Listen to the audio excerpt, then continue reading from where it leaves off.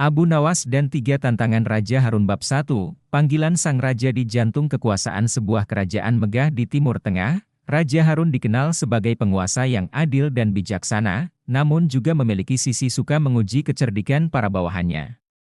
Di antara semua tokoh istana, nama Abu Nawas selalu bergema. Dikenal karena humor cerdik dan kebijaksanaannya yang penuh ironi, Abu Nawas kerap menjadi bintang dalam setiap cerita rakyat yang mengalir di kalangan rakyat jelata dan bangsawan. Pada suatu pagi yang cerah, ketika embun masih menempel di halaman istana, seorang pengawal istana yang setia mengetuk pintu rumah sederhana di pinggiran kota. Di balik pintu itu, Abu Nawas sedang menikmati secangkir teh hangat sambil membaca naskah puisi.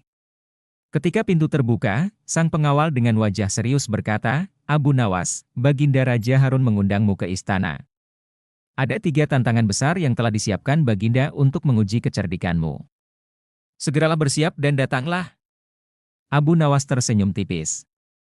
Walaupun telah terbiasa dengan ujian-ujian semacam ini, hatinya tetap berdebar oleh antisipasi.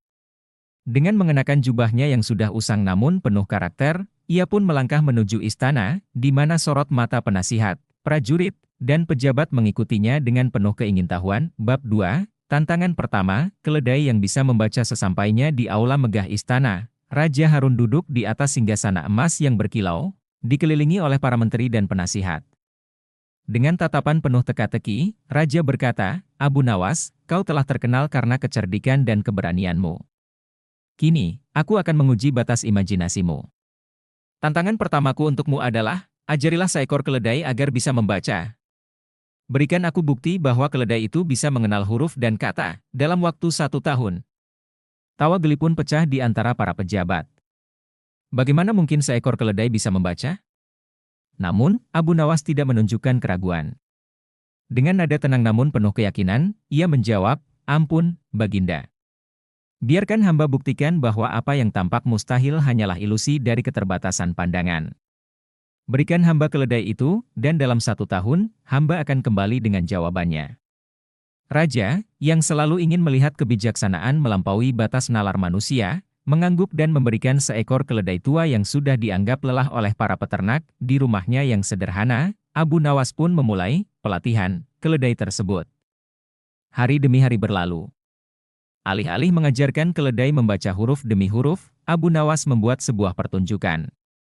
Ia menaruh sebuah kitab tebal di kandang keledai dan setiap hari secara rutin membawa keledai itu mendekati buku sambil mengusap-usap bagian sampulnya.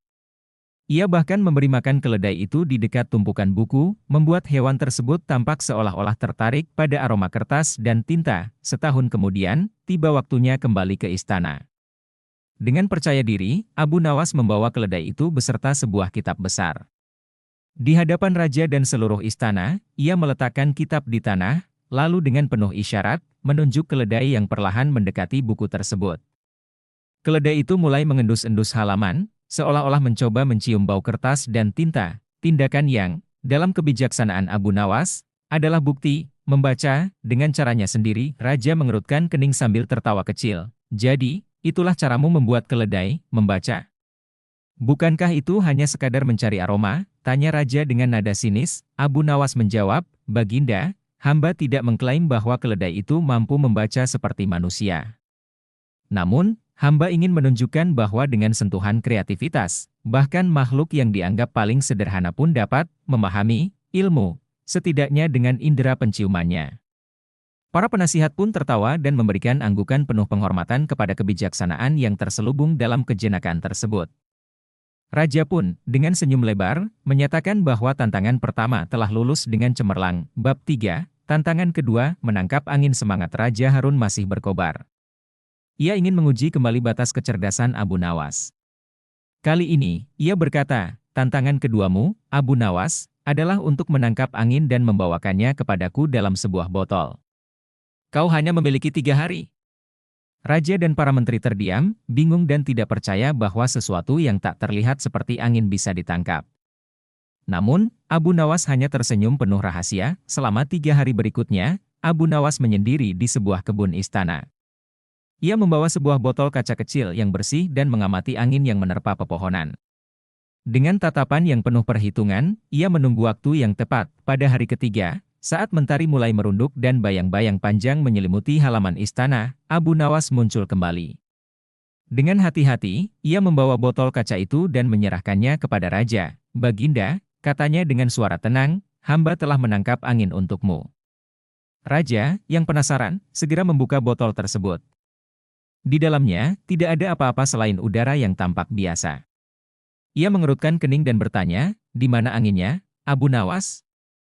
Abu Nawas menjawab sambil tersenyum tipis, "Baginda, angin memang tak bisa dilihat dengan mata, tetapi jika Baginda letakkan tangan di mulut botol dan rasakan hembusan udara di dalamnya, Baginda akan mengerti bahwa angin itu ada."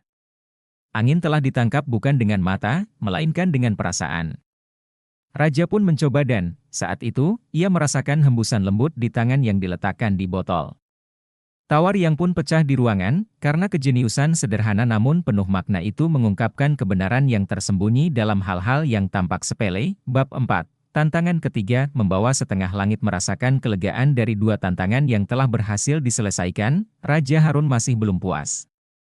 Dengan mata berkilau penuh antisipasi, ia mengumumkan tantangan terakhir. "Tantangan ketigamu, Abu Nawas, adalah yang paling mustahil. Bawalah setengah dari langit kepadaku dalam waktu 1 hari."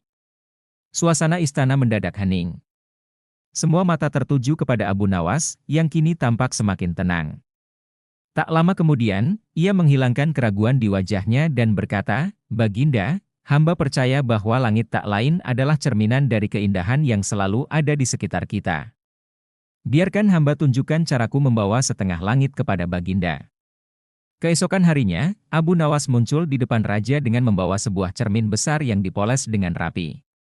Dengan langkah mantap, ia membawa cermin itu ke halaman istana dan menghadapkannya ke arah langit biru. "Lihatlah, Baginda, dalam cermin ini terpantul keindahan langit. Bayangkan, apa yang terpantul di sini adalah setengah dari langit yang bisa Baginda pegang," ujarnya sambil memutar cermin perlahan, sehingga bayangan awan dan langit tampak seolah terbagi dua. Raja menatap cermin itu dengan kagum dan sedikit tertawa. "Abu Nawas, engkau telah berhasil lagi. Dengan kecerdasan dan kreativitasmu, engkau mampu membawa setengah langit ke hadapanku." Bab 5. Hikmah di balik 3 tantangan. Setelah menyaksikan 3 tantangan yang berhasil diselesaikan oleh Abu Nawas, Raja Harun merasa terpesona dan mendapatkan pelajaran yang mendalam. Ia menyadari bahwa seringkali, apa yang tampak mustahil hanyalah cerminan dari keterbatasan pandangan manusia. Abu Nawas, dengan caranya yang sederhana namun penuh ironi, mengajarkan bahwa kreativitas adalah kunci untuk melihat dunia dengan cara yang berbeda, seperti keledai yang membaca, bukan dengan mata, melainkan dengan indera penciumannya. Kebijaksanaan tidak selalu datang dalam bentuk yang konvensional. Kebenaran tak selalu tampak nyata bagi mata, tetapi bisa dirasakan oleh hati. Menangkap angin dalam botol mengingatkan bahwa hal-hal yang tampak tidak berwujud juga memiliki eksistensi dan makna tersendiri. Keindahan dunia seringkali terletak pada cara kita memandangnya. Dengan cermin, Abu Nawas menunjukkan bahwa langit, sesuatu yang luas dan tampaknya tak terjangkau, pun bisa dibagi dan dinikmati dalam satu pandangan. Raja Harun pun menyatakan, "Abu Nawas, engkau telah membuka mata kami semua. Tantangan yang tampak mustahil, dengan kejeniusanmu, berubah menjadi pelajaran tentang cara pandang yang baru terhadap kehidupan." Sebagai tanda penghargaan, Raja memberikan Abu Nawas sekantung emas dan menghormatinya sebagai penasihat istana. Namun, Abu Nawas dengan rendah hati menolak tawaran itu dan memilih untuk kembali ke jalan-jalan yang ramai, berbagi kebijaksanaan dan tawa dengan rakyat jelata. Epilog kisah tentang 3 tantangan Raja Harun dan kecerdikan Abu Nawas pun tersebar luas di seluruh penjuru kerajaan. Cerita ini tidak hanya menjadi bahan perbincangan di istana, tetapi juga diceritakan turun-temurun oleh para pendongeng di pasar, kafe, dan rumah-rumah sederhana. Melalui cerita ini, rakyat belajar bahwa kecerdasan dan kreativitas mampu mengatasi segala keterbatasan, bahkan tantangan yang paling mustahil sekalipun. Abu Nawas telah membuktikan bahwa dalam hidup, kita sering dihadapkan pada hal-hal yang tampak tidak mungkin. Namun, dengan keberanian untuk berpikir di luar kebiasaan dan dengan hati yang penuh kehangatan, kita dapat menemukan keajaiban di balik setiap tantangan.